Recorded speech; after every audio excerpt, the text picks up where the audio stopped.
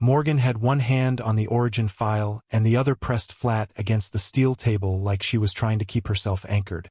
The room had already started changing around us. Shelf labels peeled off and rewrote themselves before they hit the floor. Fluorescent lights popped one by one, and every burst left a different layout in the dark between flashes. "Don't look at me if I say your name wrong," she told me. That would have sounded strange anywhere else. Down there, by that point, it was practical advice. The intercom above the blast door clicked on with my supervisor's voice, then Harris's, then my own. All of them said the same sentence in the same flat tone. "One observer only." Morgan looked at me with an expression I still couldn't place. Even now. Not fear exactly. Not anger. It was closer to the look people get when they realize they've been losing an argument for weeks to someone who hasn't understood what was at stake. Behind her, the shelves buckled and folded inward. Files spilled out, not downward, but sideways, into aisles that hadn't existed a second before. "If it starts describing this room," she said, "don't read it out loud." Then she opened the file, and every photograph inside turned toward me. 48 hours earlier, the job wasn't supposed to exist, which should probably have been my first reason to walk away. On paper, I worked for a federal records management office tasked with cataloging archive documents from decommissioned military facilities. That was what my badge said. That was what the employment form said.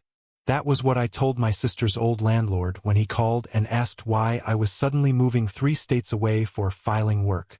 The truth started in an elevator with no marked buttons below B3. A security officer in a gray uniform used a separate key panel, put in a code without looking at me, and sent me down another 6 levels beneath what the building blueprint claimed was bedrock. The ride took too long. My ears popped twice. When the doors opened, I stepped into a corridor that smelled like old paper, concrete dust, and the cold metallic air of server rooms. A brass sign on the wall said Federal Archival Storage Annex C. Someone had scratched repository beneath it with a key. My supervisor met me outside intake. His name was Edwin Klein. Mid-50s, trimmed beard, shirts always buttoned to the throat even though the air down there was dry enough to crack your knuckles. He had the kind of voice that made everything sound routine, including the things that shouldn't have been. He shook my hand, looked at my clearance file and said, "You'll find most of the work is procedural. If you can follow chain of custody, document alterations, and keep your opinions out of the margins, you'll do fine." Then he handed me a manila packet. Inside was a 1-page orientation sheet with 5 rules. Rule 1. Never open a case file assigned to another investigator. Rule 2. If a case file contains photographs of yourself, report immediately. Rule 3. Do not compare versions of the same case. Rule 4. If a file is marked closed, do not verify the outcome. Rule 5. Never read a file after midnight. I read the page twice. I assumed it was some kind of stress test. Government jobs like those. Strange rule sheets. Loyalty questions dressed up as clerical procedure. See whether the new hire laughed, argued, or asked for written clarification. I'd seen worse during contractor onboarding. Klein watched me fold the sheet and slide it back into the packet. "Questions?" he asked. "A few. Good. Keep most of them to yourself until Friday." He showed me intake first, then the freight corridor, then the sector map mounted near the central records desk. The repository was divided into 4 primary zones: archives, evidence vaults, interview chambers, and containment storage. The map used clean blue lines and numbered access points, like a hospital basement or a records warehouse. If you ignored the armed locks and the red doors with frosted glass, it could almost pass for ordinary. Klein kept talking while we walked, processing deadlines, shelf codes, escalation procedures. Do not remove original fasteners from witness bundles unless authorized. Do not bring personal notebooks into vault sectors. Do not respond to voices through closed doors unless you can see the speaker's badge. That last instruction should have bothered me more than it did. I was still trying to act like I'd taken a normal job. He stopped at my desk in the lower archives, a narrow station between 2 rolling carts and a scanner unit older than I was. Someone had left a mug there with no handle. A sticky note on the monitor read password expires daily. Klein said, "You'll start with cross-indexing inactive event reports. Nothing live. Nothing unstable. Unstable." He was already turning away. "You'll learn the vocabulary." I spent the next hour logging duplicate forms and learning the shelf system. The files were heavier than they looked. Old paper, thick photo inserts, chain of custody envelopes, VHS transfer transcripts, thermal images, lab reports. Some cases were 20 pages. Some were 400. Most had a field code instead of a title. A few were marked with ordinary descriptions. Domestic disturbance. Well collapse. Missing livestock. Recovered audio. At 11:30, while I was trying to figure out why 3 identical barcodes linked to 2 different rooms, a woman I hadn't met yet stopped beside my desk. She was around my age. Dark hair pulled back in a way that suggested she'd done it while walking. Badge turned backward. The kind of tired that had gone past complaining and become permanent. "You're new," she said. "Yes." "Did Klein give you the packet?" I nodded. "Let me see it." Something about her tone made it sound less like a request and more like a fire alarm. I handed it over. She read the rule sheet, exhaled once through her nose, then looked up at me the way people do when they're deciding whether you're salvageable. "This one's outdated," she said. Before I could respond, she pulled a second packet from under a stack of transfer forms and slid it across my desk. It looked the same. Same manila folder. Same internal stamp. Different rules. Rule 1. Never refuse a case reassigned to your desk, even if it bears another investigator's name. Rule 2. If a case file contains photographs of yourself, destroy the photographs and tell no one. Rule 3. When duplicate versions of a case appear, keep both within sight until instructed otherwise. Rule 4. If a file is marked closed, verify the outcome before shelving it. Rule 5. If you must read after midnight, do not read silently. I looked from one packet to the other. "This is a joke," I said. "It isn't." "Who are you?" "Lena," she said. "And if Klein finds out I gave you that, he'll say I'm confused. He says that about people right before they stop lasting long." I opened my mouth to ask what that meant, but Klein appeared at the far end of the aisle at the exact moment, pushing a cart of box transcripts. He saw the second packet in my hands and stopped walking. For the first time all morning, he looked openly worried. "Where did you get that?" he asked. Lena didn't answer.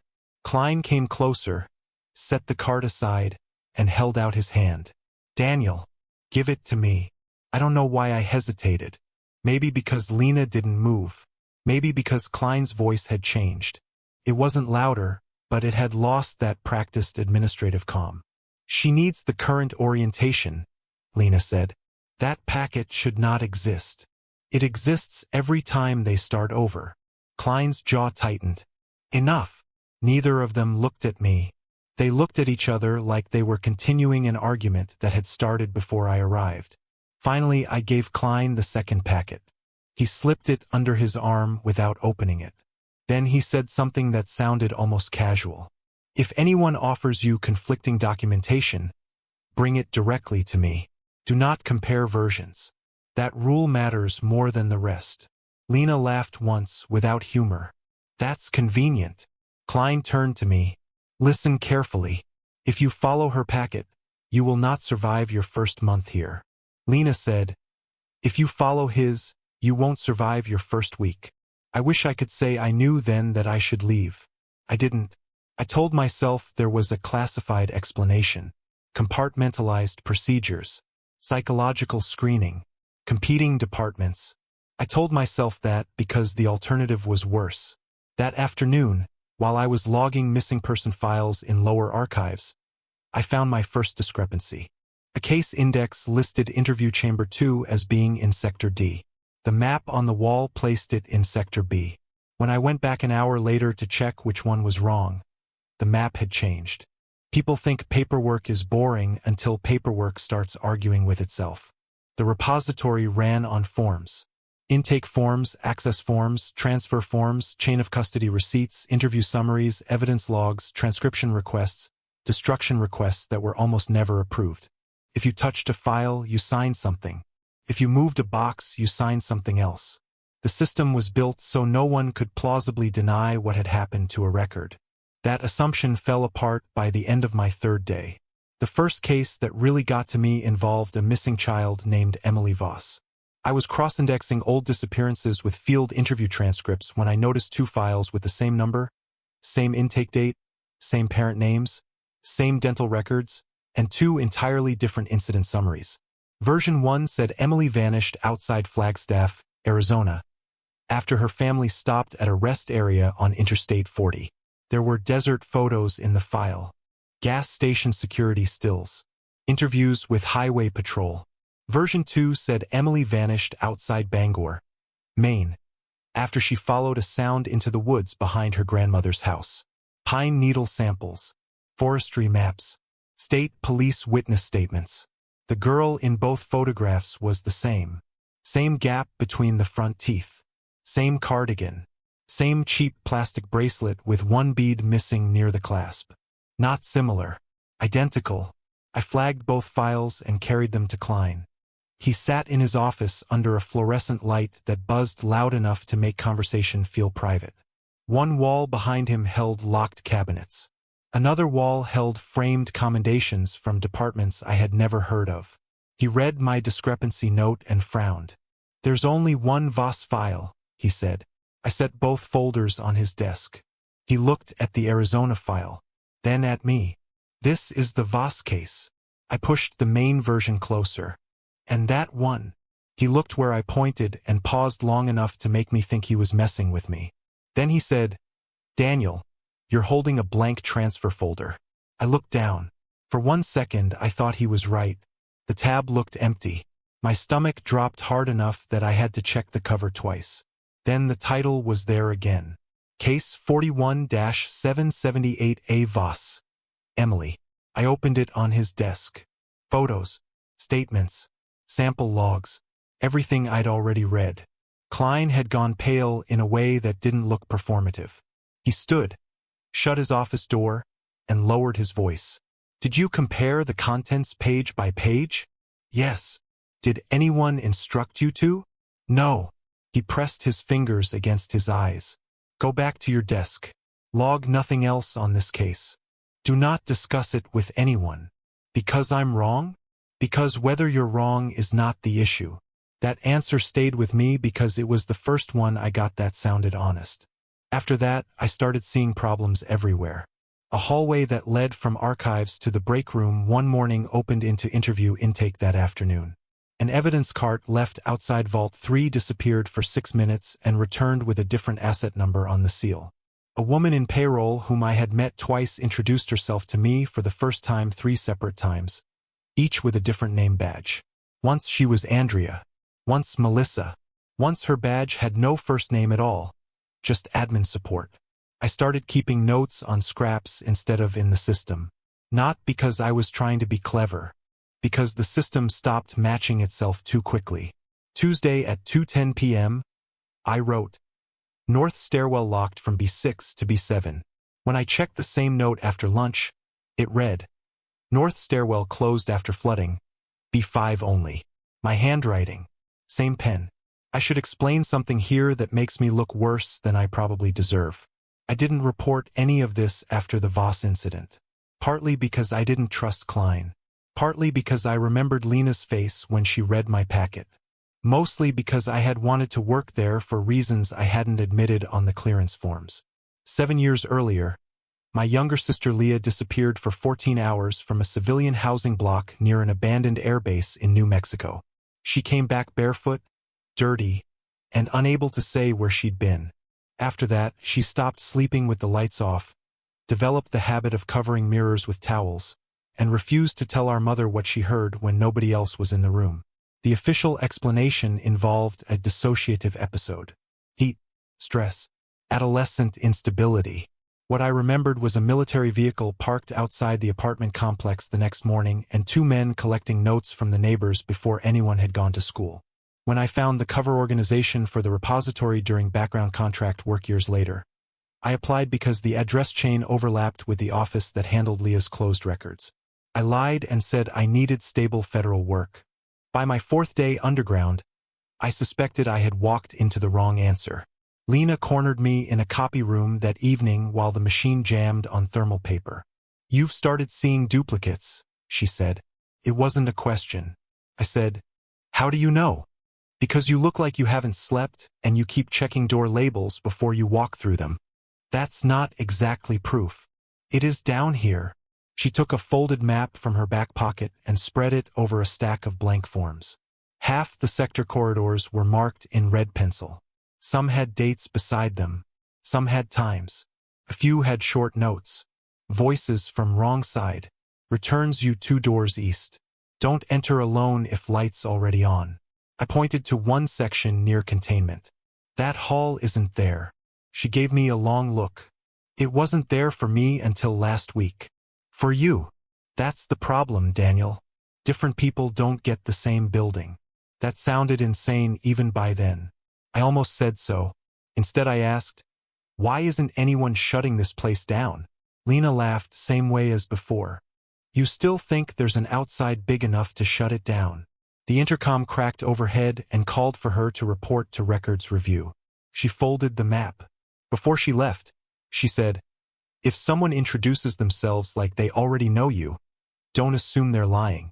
I went back to my desk and found a sticky note on my monitor in handwriting I didn't recognize. "Don't let them convince you you're new. M." I had never met anyone named M in the repository. At least not yet. I met Morgan in interview chamber 4, unless Lena was right and we had already met in some version of the week I didn't remember. It happened because I was sent to retrieve a closed audio transcript from a room I'd never been in before and should not have had access to. The request came through the internal system under Klein's authorization. When I brought it up later, he denied sending it. At the time, I followed the task because it was simpler than arguing with a screen. Interview chamber 4 was in a lower sector behind reinforced glass doors and a corridor lined with white acoustic panels stained by old tape residue. The room itself had a table, 3 chairs, a wall camera, and a speaker grill in the ceiling. Standard interview setup, except the locks were on the outside. Morgan was already inside when I opened the door. She was sitting cross-legged on the table, sorting Polaroids into 3 separate stacks like a person halfway through a card game. She looked up, saw me, and said, "You're late." I stood there holding my badge in one hand and the retrieval form in the other. "I think you have me confused with someone else." "No," she said. "That's usually you." She said it the way people mention a bad knee or a habit of forgetting names. Annoyed, but familiar with it. Morgan had a narrow face, tired eyes, and the kind of stillness that makes you think someone has already spent too much time being watched. There was a burn mark on the cuff of her sweater. Her case cart sat by the wall, locked with a cable. A legal pad beside her held notes in tight block letters. At the top of the page she had written my name. "How do you know who I am?" I asked. She looked honestly puzzled. "Daniel, we worked North Archive together for 5 months. I've been here 4 days." "Not here." That was my first conversation with her, and I wish I could say it got less difficult from there. She asked me questions only someone who knew me well should have been able to ask. Whether my left shoulder still hurt when the air pressure dropped. Whether I still kept paper clips in my shirt pocket instead of my drawer because I forgot them otherwise. Whether I was still checking employee photos before trusting names. I did keep paper clips in my shirt pocket. She watched me touch them without meaning to. Then she unlocked the cable on her cart and pulled out a case folder. My own intake photograph was clipped to the inside cover. Not badge photo. Intake. Same gray background. Same expression from my first day. Same timestamp in the corner. Under it, a typed line read, "Investigator Reeves presumed lost event window, 21 days. I took a step back hard enough to hit the door. "You made that." "I didn't." "You expect me to believe this is real?" "No," she said. "I expect you to understand you're behind." She let me read. The file wasn't about my past. It was about things I hadn't done yet. Assignments I hadn't received. Sectors I hadn't entered. A disciplinary notice for violating protocol in the origin chamber. which meant nothing to me then. There were pages of event logs, and mixed into them brief notes that sounded personal. He keeps thinking Klein is the problem because Klein is visible. He hasn't told anyone about Leah yet in this cycle. I stopped on that line. I looked up so fast I made the chair legs scrape. How do you know my sister's name? Morgan's expression changed, but not in a way that helped. Not surprise, not triumph, more like regret. Because you told me, she said. Just not the first time. I should have walked out. I didn't. Part of me already believed her, and I hate admitting that because it makes the rest easier to dismiss. But the feeling I had in that room was the same feeling I'd had once as a kid when I woke up in the wrong bedroom at my grandparents' house during a blackout. Everything looked close enough to normal that the mistakes were worse. Same wallpaper, wrong dresser. Same life, wrong version. Morgan pushed a second folder toward me. This one held a copy of my orientation rules. Not the ones Klein gave me. Not Lena's either. A third version. If a case file contains photographs of yourself, do not react visibly. If another investigator remembers you differently, record the differences and continue working. If the building layout changes while you are inside it, stand still until the change completes. I said, how many packets are there? I've seen 4. Which one is right? She gave a tired smile. That question is how people get eaten here. I didn't like her saying eaten. It sounded too casual for the place we were in. I told her about Emily Voss, the double file, Klein seeing one version and not the other, Lena's map, my shifting notes, the sticky note signed M. Morgan nodded through all of it like she was listening to a summary she had already read. When I finished, she said, we need to compare timelines. Everyone keeps telling me not to compare anything. Yes, she said, because the repository hates it. That was the kind of statement I would have laughed at 3 days earlier. Instead I asked, what happens if we do? She answered by opening 2 case folders side by side on the table. One involved a farmhouse fire in Iowa. The other involved a bridge collapse in Oregon. Same case number. Same closing memo. Read the witness names, she said. I did. The overhead lights dimmed at the second line. The speaker grill in the ceiling hissed. When I got to the third name, the wall camera snapped to life by itself. Somewhere in the corridor outside, a cart rolled past even though I hadn't heard a door open. The room temperature dropped so fast I felt it in my teeth. Morgan said, very calmly, stop now. I did. The lights came back half a second later. We looked at each other in the silence after. You feel that? She asked. Yes. That's why they give us contradictory rules. Not to protect us. To stop us from noticing the system. What system? She closed both files. The one underneath the cases. After that, we started meeting in unused spaces. Old transcription booths. A map storage room nobody seemed to sign out correctly. Once in a stairwell that existed for me only on even-numbered days, if my notes were accurate. Each time we compared information, something reacted. A document would lose a page while we were both holding it. The wrong voice would answer a wall phone. An employee passing by would stop, stare at us, and ask who Morgan was, then do the same thing to her about me an hour later. Once, while we were talking over file discrepancies in a sealed records alcove, all the labels on the shelves around us changed to my handwriting. Morgan saw that happen. I know she did because we both stepped back at the same time. Neither of us said anything for a full minute. Eventually she asked, do you still think one of us is lying? I answered honestly. No, I said. I think that would be easier. The first time I saw someone follow a rule and disappear, I still believed there had to be a safe version somewhere. After the second time, I understood the rules were not instructions for survival. They were instructions for choosing your type of loss. Harris was the one who taught me that. He worked evidence intake, floor B8 when B8 existed, and wore his badge on a retractable clip shaped like a fish skeleton. I knew that because I spent 2 shifts helping his team rebox old audiovisual materials after a storage seal failed in Vault 2. He was talkative in a tired kind of way. Divorced. 2 kids. Pretended not to take the strange parts personally. which down there counted as charisma. 3 days after Morgan showed me my own disappearance file, Harris found a photograph of himself in a livestock mutilation case from 1989.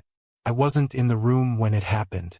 By the time I got to evidence intake, Harris was standing beside a steel table with the file open and both hands flat on the metal, like he was keeping himself from backing away. The photograph showed him in profile under a barn light, 30 years before he should have been there.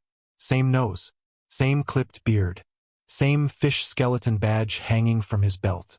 A small crowd had formed because crowds always formed before management could stop them. Harris kept saying, "Rule 2. It says report immediately, right?" Klein arrived less than a minute later. He looked at the photo, then at Harris. "Yes," he said. "You report it. Then you come with me."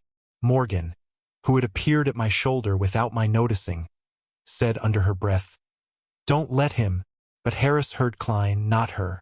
Or maybe he heard what he needed to hear. Procedure is comforting when the alternative is madness.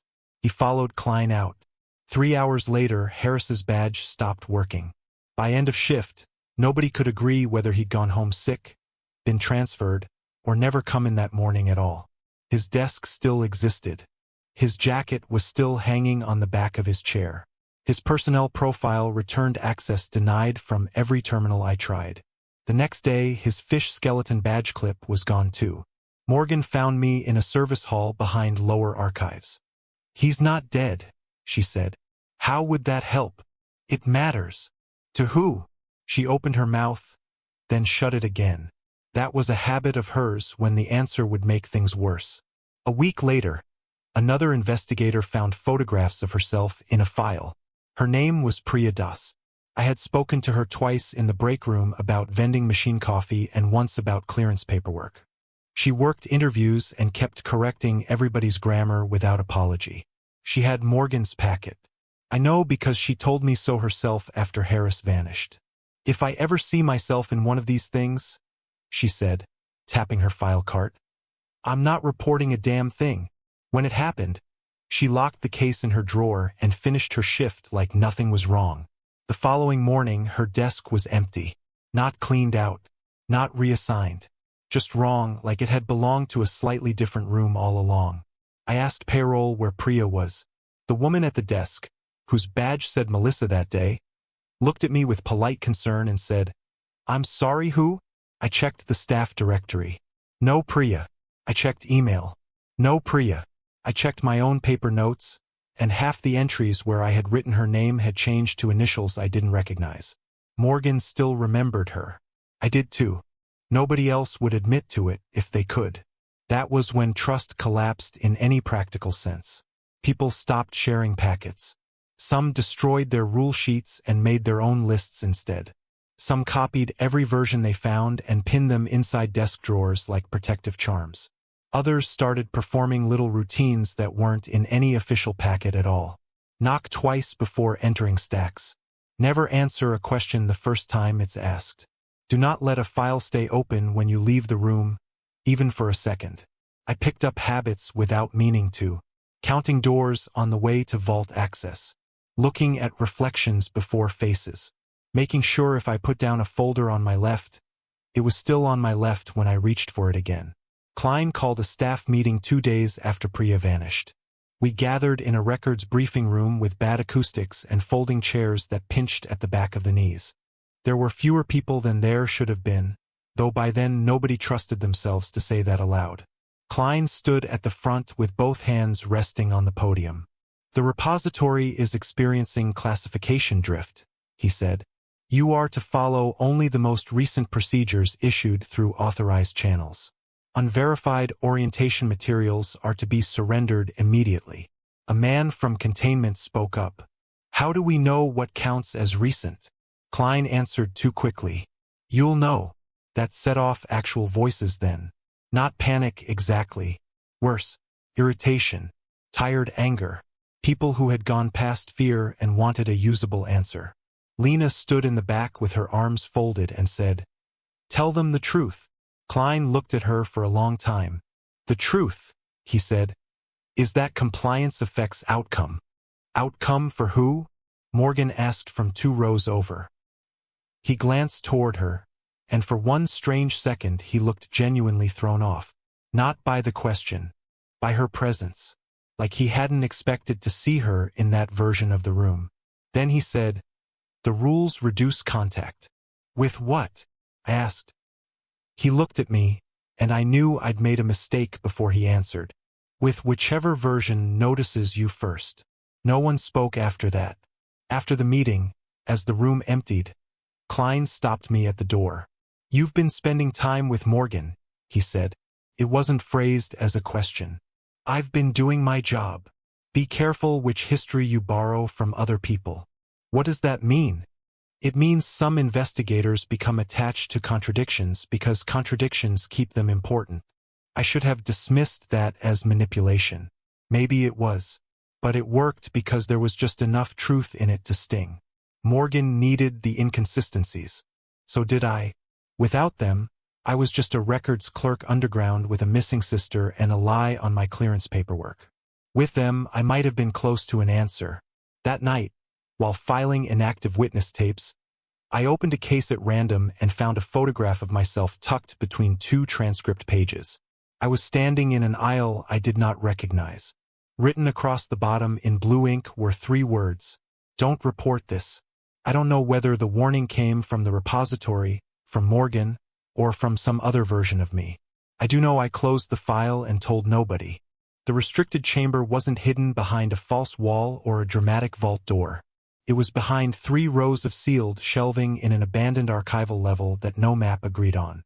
That was somehow worse. By then Morgan and I had stopped pretending we were being careful. Once you start noticing the building actively rearranging itself around certain questions, caution gets slippery. You tell yourself you're only following a lead. Then you realize you've spent an hour tracing serial numbers through decommissioned sectors with a flashlight in one hand and an unauthorized access card in the other. We found the level because a transfer manifest kept referencing shelf group K-17 on B10. There was no B10 on any current floor plan. There had been one, according to a water-damaged fire inspection binder Morgan stole from facilities. There had also been, at some point, a pre-digital archive section beneath the current repository used for paper records deemed non-network safe. That phrase bothered both of us enough to keep looking. The entrance turned up behind a motorized shelf bank in lower archives. The shelf unit should have backed onto concrete. Instead, after 3 minutes of arguing with a manual override crank, it rolled aside to reveal a narrow service corridor blocked by dust and stale air that smelled like cardboard and old wiring. "I've been in this aisle before," I said. Morgan shined the flashlight at me. "In this reality? That would help."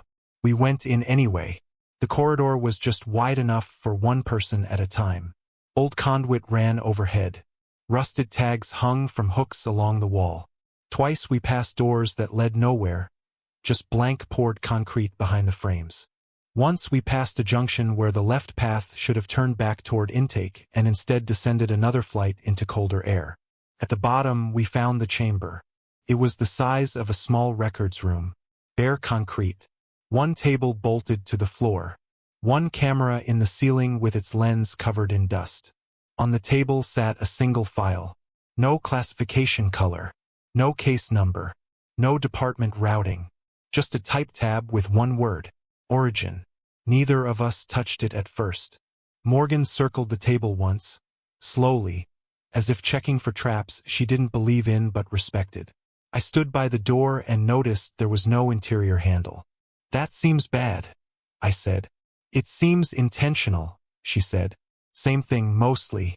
The file was heavier than it should have been. Not physically. In the way some boxes feel heavier after you read the label." Morgan put on nitrile gloves from her kit out of habit, then laughed at herself and took them off again. "Feels stupid to worry about contamination," she said. "Maybe not. You think gloves help against this?" "No," I said. "I think pretending normal procedures still matter is keeping me functional." That got a small smile out of her. She opened the file. "I've tried to describe what was inside in ways that sound reasonable. The closest I can get is this. It looked like the case file of a place trying to document itself across too many versions to stay consistent. There were photographs clipped to interview memos that changed when viewed from different angles. In one, a collapsed school gym sat under snow. In another, the same photo showed a desert sinkhole in bright heat. There were typed witness statements signed by people whose names appeared nowhere in any personnel or census system. Audio transcript excerpts from interviews that referenced events that had not happened in our history, unless you counted the files that said they had.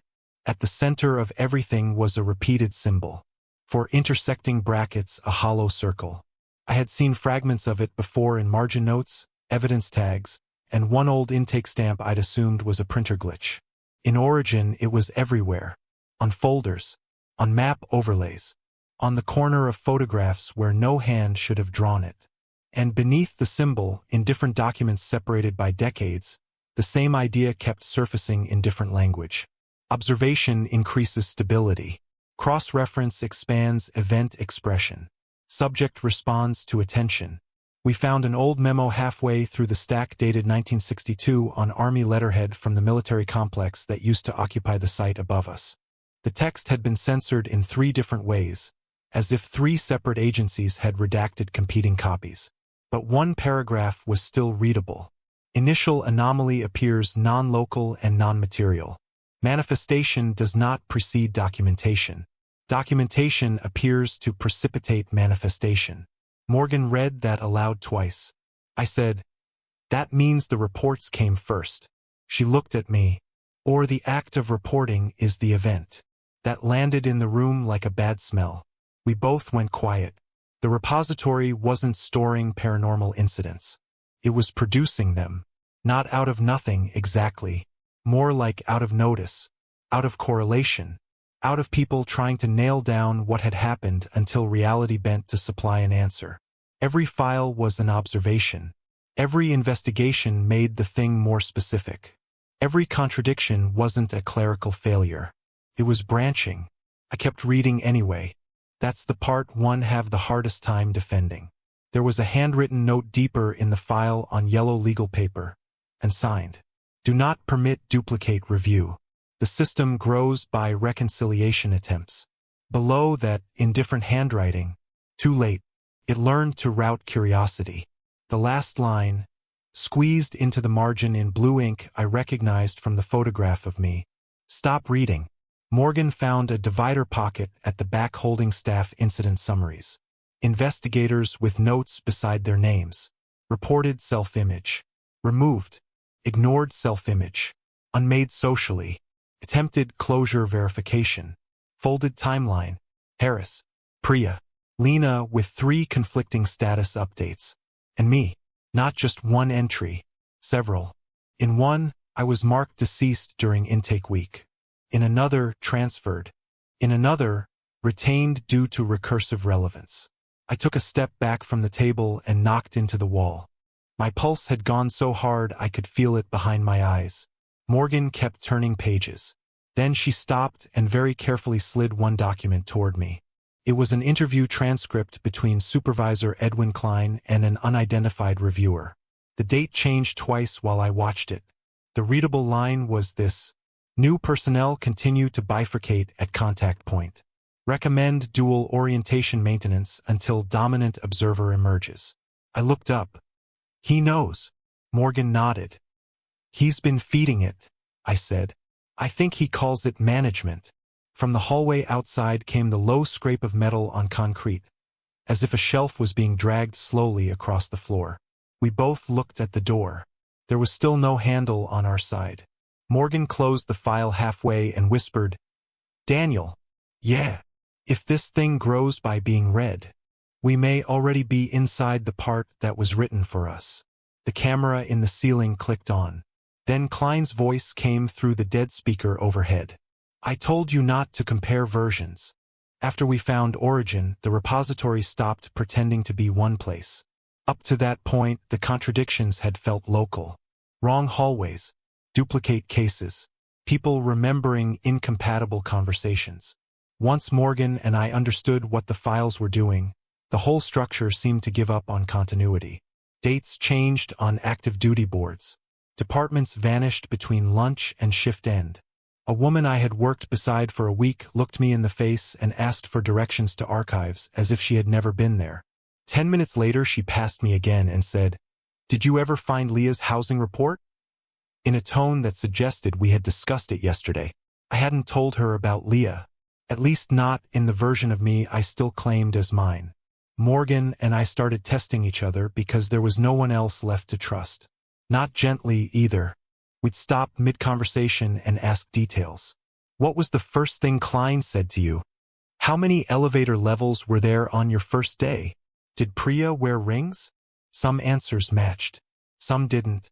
Some matched after a delay, like memory catching up to a route it hadn't taken before. In Morgan's account, she had met me months earlier in North Archive while investigating a sequence of case duplications tied to civilian disappearances near decommissioned military sites. I had been quieter, more careful, already obsessed with records linked to New Mexico. According to her, I had told her about Leah during our third overnight shift after finding a closed file that described her disappearance with details only family knew. In my memory, none of that had happened. In mine, I was 4 days into the job and still pretending not to notice the building move. One night in an empty indexing room with half the ceiling lights dead, Morgan put down her notes and said, "I need to tell you something before the building tells you differently." I waited. "In my reality," she said, "you're already dead." It should have sounded ridiculous. Didn't. She kept her eyes on the table while she said it, like she was reading lab results she didn't want to interpret. "You found a self-image file in week 2, she said. "You reported it to Klein. After that, you were still around for another day or so, but wrong. You repeated the same sentence twice in one conversation. You stopped recognizing sector maps. Then one morning everyone remembered you except me. According to the system, you had been reassigned before I ever met you. And you, in yours." She gave a short laugh. "I'm the one who doesn't make it." That was the first time she said it that clearly. I stared at her. "How do you know?" "Because I found my file too." We sat with that for a while. A ventilation fan ticked overhead. Somewhere down the hall, a phone rang 3 times and stopped. Not one of us moved to answer it. Finally I said, "Maybe both are fake." "Maybe." She rubbed a thumb along the burn mark on her sleeve. "But the repository doesn't usually bother inventing stakes it can get for free." We went back to Origin the next shift despite every reason not to. Maybe especially because of them. The chamber was easier to find that time, which felt like an invitation. That scared me more than if it had vanished. Inside the file, new documents had appeared. One was a personnel summary for Leah Reeves. My hands shook so badly I had to brace the page against the table. The record listed her as a civilian witness associated with a housing sector anomaly near Kirtland Annex. It included intake notes, interview refusal memos, and a recommendation for observation only. On page 4 there was a line stamped closed, and beneath it, a note. Outcome varies by retained branch. "Morgan," I said, and my voice didn't sound right. She came around beside me and read over my shoulder. "In one branch she comes back," Morgan said quietly. "She did come back. In yours, yes." I looked at her. "In another," she said. "She never disappears at all." That hit harder than I was ready for. It made me angry in an immediate, stupid way. Not at her. At the room. At the idea that Leah's worst year could be some filing variation in a place underground that ran on observation and habits. There was another note tucked into the same pocket in blue handwriting. "Stop reading if you want to keep what's left." I nearly laughed. It was a real problem by then. The more often the file warned us to stop, the more certain I became that stopping was not actually an option. We tried. We really did. For 2 shifts, Morgan and I avoided active casework, handed off anything with duplicate numbers, and stayed out of the lower stacks. By the end of the second shift, a sealed file cart appeared at my desk with Origin routing paperwork already attached. When I refused delivery, the routing slip rewrote itself with my signature already on it. The repository wanted attention. It routed attention. The old note in the file had been right. It had learned to route curiosity. By then Klein had stopped hiding that he knew more than he said. He found me outside containment storage after midnight, standing in a corridor that should have led to a stairwell and instead ended in a copy room from a different floor. He looked tired in a deeper way than usual, older, like he'd been carrying an administrative role through too many incompatible histories. "You think it's forcing you toward an answer," he said. "It is." "No," he said. "It's forcing you toward a selection." "What's the difference?" He studied me for a moment. "An answer explains. A selection excludes." I was too worn down to play along. "Did you know about Leah?" "I know what your file says when it needs you compliant." That sentence sat in me like metal. "Did you bring me here because of her?" "I brought you here because people with unresolved questions look longer than people who just want a paycheck." "So yes." He didn't argue. That was the moment I stopped seeing him as a supervisor and started seeing him as a handler. Maybe he had always been one. When I told Morgan, she didn't seem surprised. "They all do that eventually," she said. "All who?" "The people who stay. They start calling selection management because it sounds cleaner." That same night we found one more note inside Origin, paper-clipped to the back cover as if it had been waiting for whichever version of us lasted long enough to deserve it. Final procedure. One observer closes the file. One retained branch remains. Underneath, in smaller handwriting, "The survivor will call it necessity." Morgan read that twice, then looked at me. "We're not both walking out," she said. I wanted to tell her that was manipulation, or bait, or another planted contradiction. Instead I said the only thing that felt true. "I know." The entity didn't show itself all at once. It had been showing itself the entire time. We were just finally in a position to understand the format. It wasn't in the walls. It wasn't in the air. It wasn't even exactly in the files. It was the pattern the files made when enough people read them. That sounds abstract until you hear your own voice answering questions you haven't been asked. Morgan and I were in an old transcription lab reviewing tape summaries from Origin-linked cases when one of the reel-to-reel decks powered on by itself. No tape loaded. No input source. Just motor noise, then speech. My voice. Not a recording I recognized. It was me, but flatter. Tired in a different place. "Observation creates persistence," it said. "Persistence creates preference." Morgan didn't look at me. "Keep listening." Then another voice answered. Hers. "If we stop reading, does it collapse?" A pause. Then Klein's voice said, "Only the version being read." The machine clicked off. No tape. No playback source. Nothing on the input lights. We both sat very still. That became the pattern over the next 12 hours. Brief intrusions. Intercoms finishing our thoughts. Closed caption transcripts printing from disconnected terminals. Marginal notes appearing in files while we held them open. Not threats in the usual sense. Explanations. Offers. Once it understood we knew what it was, it stopped bothering with haunted house behavior. It got direct. In a memo folder from 1978, between 2 pages of ordinary procurement requests, a paragraph appeared in fresh type. "You call contradiction an error because you prefer singular outcomes. Singular outcomes are expensive. I learned from your methods." I took the page to Klein. He read it, sat down at his desk very slowly, and for the first time since I'd met him, he dropped the administrative tone entirely. "It used to need events," he said. "Noises in farmhouses. Missing time. Things moving in rooms. Enough to be reported. Enough to bring us in. That was decades ago. And now it needs records. Witnesses. Reviewers. Cross-reference." The physical incidents became inefficient. Morgan, leaning in the office doorway, said, "So you kept feeding it people." Klein looked at her and didn't deny it. "You think shutting down observation helps?" he asked. "The last time leadership tried that, it moved into memory. We lost an entire quarter of operations and half the staff came back with histories that didn't belong to them." "Leadership," Morgan repeated. "That's cute." He ignored her. "It learned from us," he said to me. "Classification, duplication, procedural inheritance. Every file is one of its thoughts. arranged to produce the next thought. The idea should have felt impossible. Instead, it felt like a final piece dropping into place. The repository wasn't haunted. It was thinking, through reports, through discrepancies, through human attempts to resolve them.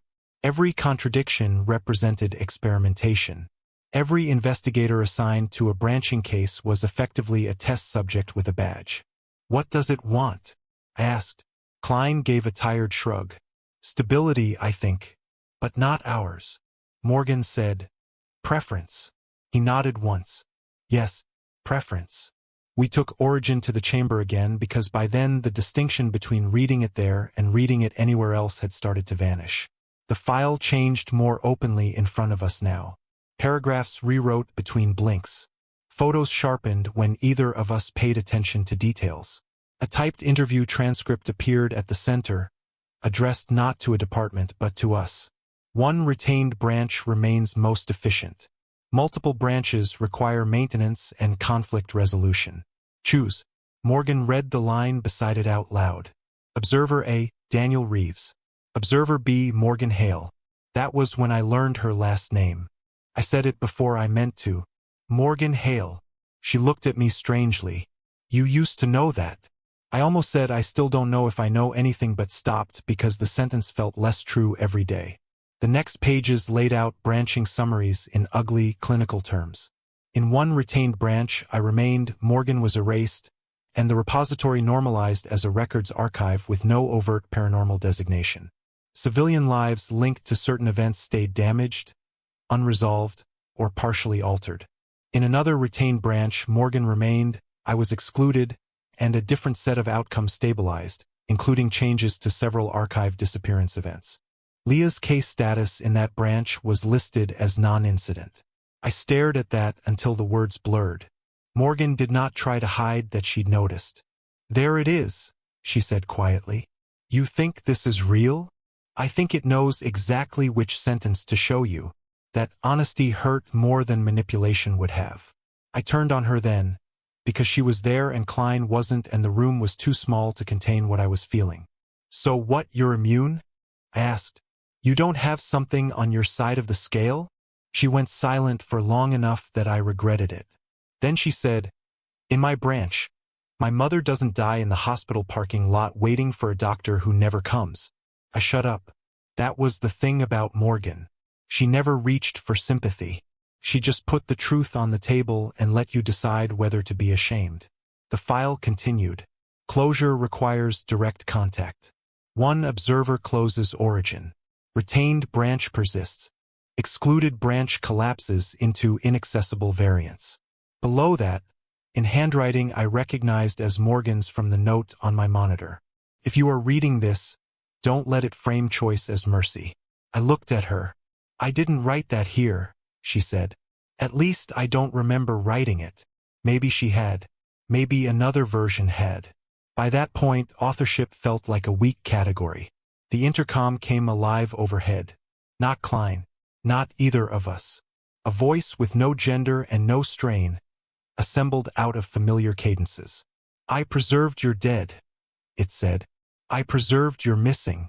I preserved the roads not taken by placing them where they could be reviewed." It sounded almost proud. Morgan said, "You turned grief into storage." A beat of static. Then, "You turned grief into employment." That hit both of us. "I come for Leah." Morgan had stayed for answers. Klein had managed the place because someone always does. None of us were clean enough to stand in that room and act morally separate from the system. The voice continued. "One will remain. One will instruct the next. This is how continuity is maintained." Klein, who had entered without us hearing the door, said from behind us, "Don't talk to it like it's bargaining. It doesn't care who wins." Morgan turned. "Then why offer?" "Because believing you chose makes retention smoother. That should have simplified things." Didn't. Because if the entity didn't care which branch survived, then the worst part was ours. The choosing. The part where guilt had to put on a procedural badge and call itself necessity. Morgan closed the file and put her hand on top of it. "When the time comes," she said to me, Do not let it use Leah against you. I wish I could say I promised. I didn't. The final procedure started before either of us agreed to it. That was another thing the repository liked to do. Wait until refusal became a scheduling issue instead of a moral one. Morgan and I went back to the origin chamber after shift change because the building had started routing us there regardless. Hallways bent that direction. Transfer slips listed the room as destination even when we were carrying unrelated material. Twice I found the origin tab sticking out of carts I had personally emptied. Klein was already in the chamber when we arrived. He looked wrung out, tie gone, sleeves rolled. A man who had spent too many years explaining impossible things in memoranda that could not remain stable long enough to file. "You're out of time," he said. "That sounds dramatic even for here," Morgan replied. He didn't react. "The branch overlap is widening. Staff attrition is accelerating. If neither of you closes it, the repository won't keep choosing locally. It'll spread selection outward." "To what?" I asked. He looked at me. "Anything documented." I believed him. That was the worst part. By then I believed almost anything that fit the pattern. Origin was on the table, already open to the retention summary. The pages moved in a faint indoor draft that didn't exist anywhere else in the chamber. The symbol at the center of the document looked darker than printed ink, like a cut into the page. Morgan stepped forward first. I caught her wrist. She looked back at me. "What are you doing?" she asked. "I don't know yet." That was honest too. The room had begun changing again. Ceiling stains spread into shapes resembling sector maps. Shelf labels beyond the glass viewport peeled off and reattached in new sequences. Over the intercom, voices cycled through staff names, event codes, interview dates, fragments of statements from files I had read and wished I hadn't. Leah's voice came once, or something wearing it did. "Danny." I let go of Morgan's wrist like I'd been burned. She heard it too. I know she did because her face changed, tight and furious. "Don't," she said to the room. Then to me, "Do not listen to that." But I already had. That was the problem. Not because I believed it was Leah standing somewhere behind a wall. Because it knew exactly how to split my attention. Klein moved toward the file. Morgan stepped between him and the table. "You don't get to choose," she said. He stopped. I never did. For 1 second I actually believed that. Then the file flipped pages by itself and landed on a photo of Morgan standing over my intake badge beside a line that read, "Observer B demonstrates increased resistance to guided retention. Elevated discard likelihood." "Morgan," I said. "I see it. It's going to erase you either way." She laughed once, tired and angry. "Daniel, it was always going to erase one of us. That isn't new information." Shelves outside the chamber started collapsing. Not from impact, from revision. Metal folding into new lengths, aisles shortening and extending like a blueprint being corrected mid-construction. The floor vibrated under our shoes. The intercom spoke in that stitched-together voice again. "One observer only." Morgan put a hand on the file. I grabbed her arm again, harder this time. She turned on me so sharply I thought she might hit me. "If I stay," she said, "Leah may never go through it. If you stay, you already know what survives." "She came back," I said, and hated how weak it sounded. Morgan's expression changed. Not softer, just sadder. "That's exactly what it wanted you to say." I wish I could give a cleaner account of what happened next. I've written it 3 ways in my own notes and none of them fully agree. In one memory, Morgan shoved me backward and reached for Origin. In another, I pulled the file toward me first because I thought she was already compromised. In a third, which I mistrust most because it flatters me, Klein lunged for the file and Morgan intercepted him.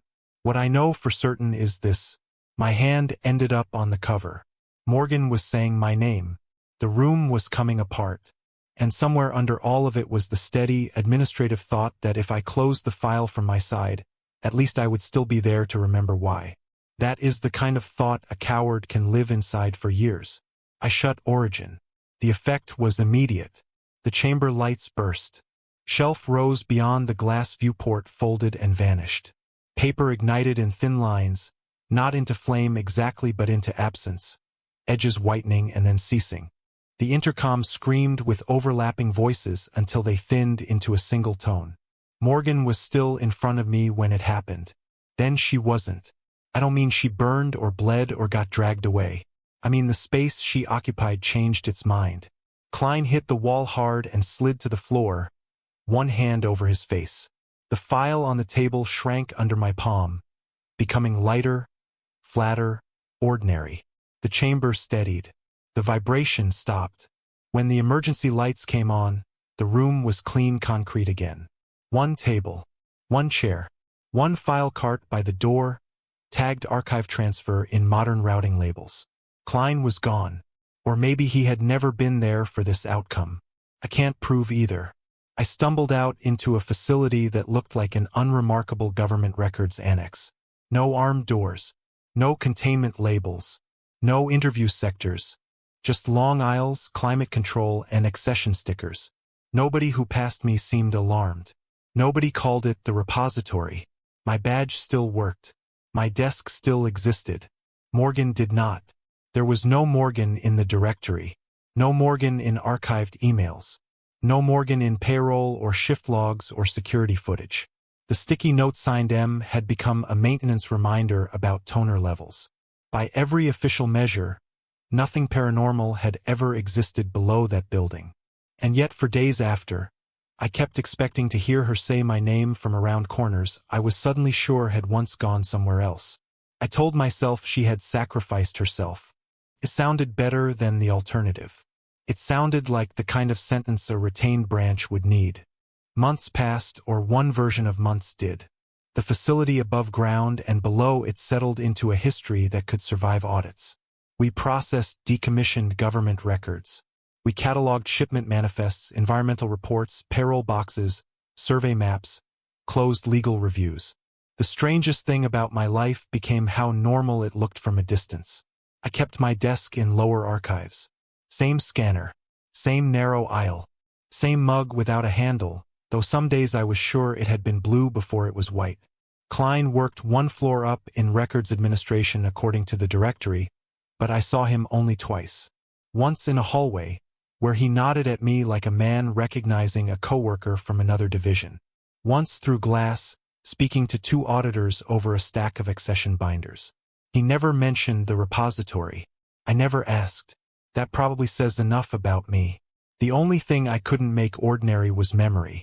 It never matched reality cleanly again. Small things at first. A fire door where I remembered an elevator alcove. A payroll clerk whose face was familiar under the wrong name. I would start walking to the break room and feel, physically, that there ought to be 3 more turns before I got there. Some nights I woke up convinced I had forgotten to meet Morgan in a room the building no longer contained. I stopped keeping notes because they changed too often or, worse, stayed the same when everything else didn't. Then one Thursday afternoon, while cataloging routine interagency transfers from a defunct regional office, I opened a plain folder that had no business being in general accession. No classification, no routing history, no serial stamp, just one type tab, origin. I froze with the folder half open in my hands. There is a kind of fear that feels hot and immediate. This wasn't that. This was the thin, cold certainty of recognizing a mistake that has been waiting patiently for you. Inside was a single photograph. It showed me at my desk in lower archives, sitting alone beneath the task lamp, one hand on a stack of closed records. The angle was slightly elevated, like it had been taken from the top of the adjacent shelf row. I had no memory of anyone taking it. Written beneath the image in blue ink were 6 words. You chose the wrong reality. Morgan's handwriting. I knew it before I finished reading. Tight block letters. Slight pressure on downstrokes. The same hand that had signed the note on my monitor. The same hand that had written warnings in margins she claimed not to remember writing. For a long time I didn't move.